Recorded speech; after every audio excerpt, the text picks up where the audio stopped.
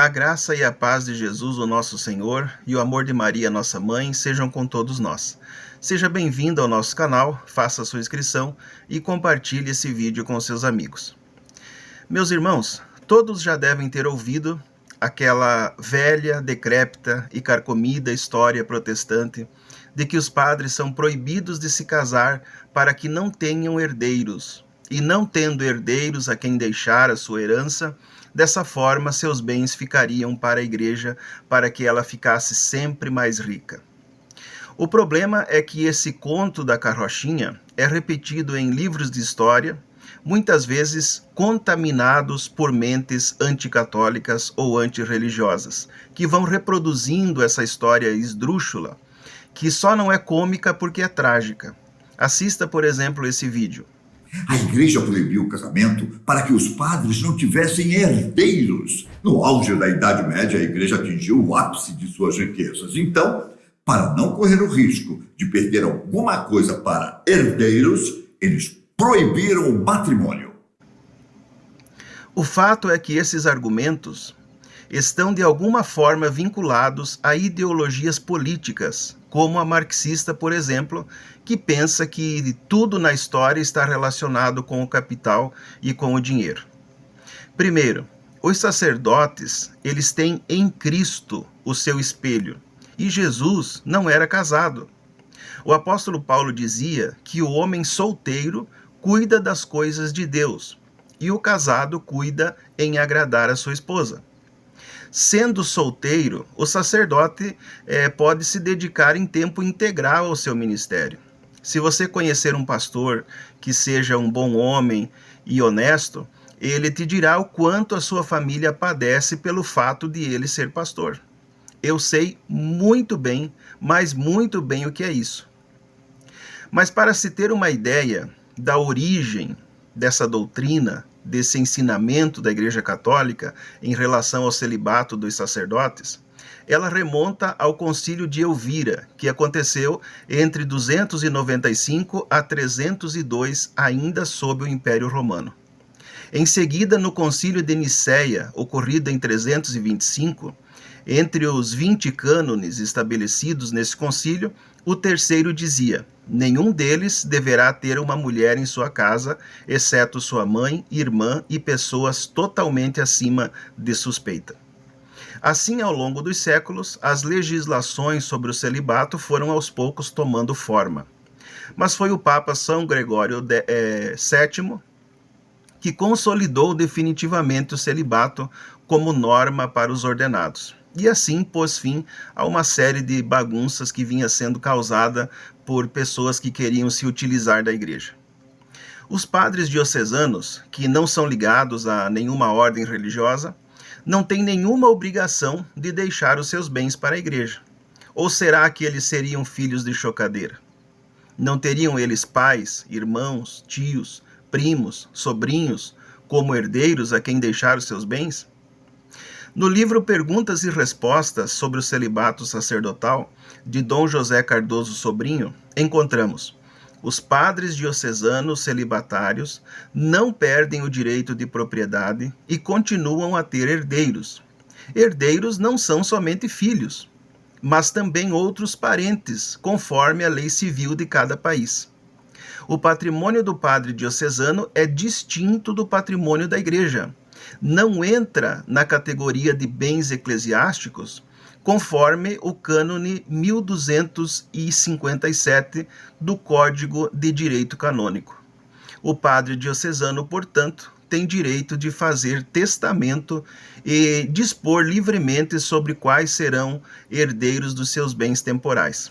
E se não fizer um testamento, a lei civil e não o direito canônico determinará quais serão seus herdeiros conforme o grau de parentesco. Portanto, tais bens não serão incorporados no patrimônio da igreja. Os que abraçam ordens religiosas são padres que fazem voto de pobreza e, nesse caso, não acumulam bens para deixar.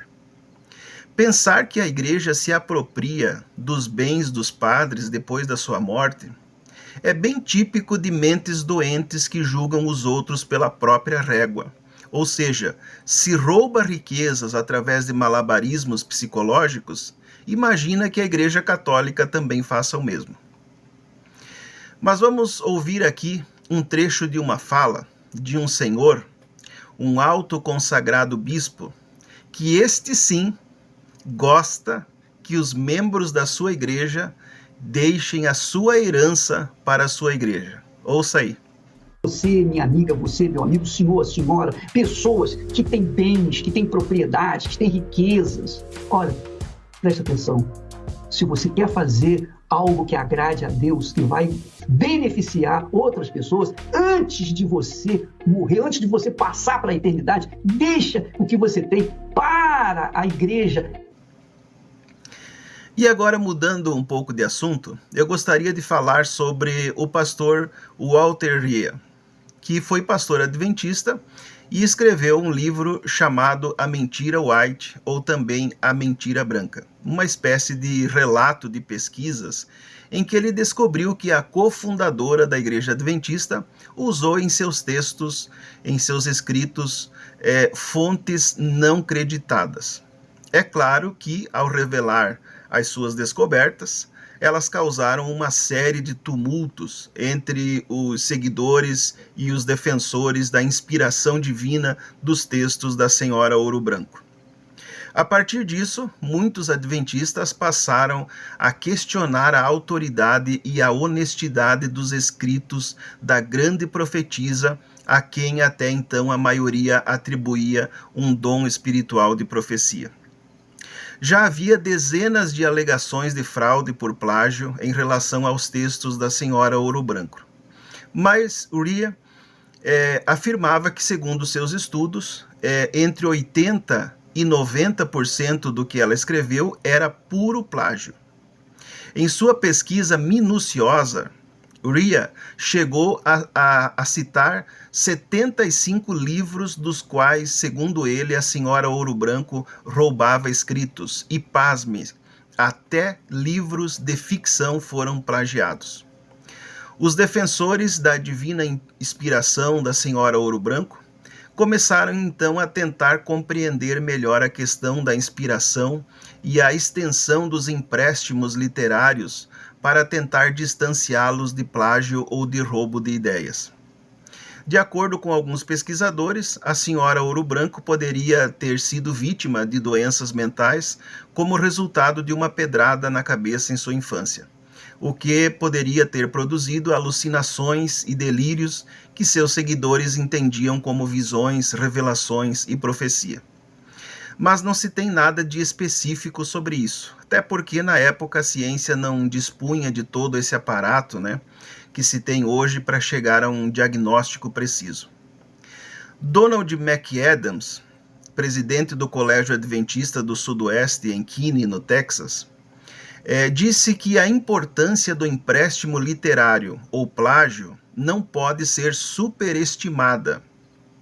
Ellen White é tão importante para a vida dos adventistas do sétimo dia que suas palavras afetam praticamente todas as áreas do ensino e prática adventista, disse McAdams, referindo-se a roupas, alimentação, atividades de lazer e compreensão bíblica dos adventistas.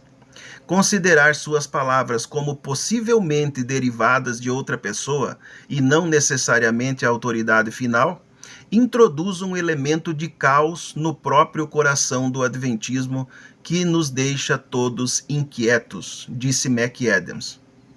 Segundo outros pesquisadores, Tiago White teria escrito um livro em 1880, onde ele teria deixado uma denúncia velada sobre os escritos supostamente divinamente inspirados da sua esposa Ellen, pois ele teria defendido a esposa de uma forma bem estranha, dizendo que, se a senhora White pegou essas informações de uma mente humana em um único caso, ela fez isso em milhares de casos e Deus não lhe mostrou essas coisas que ela escreveu nesses testemunhos pessoais.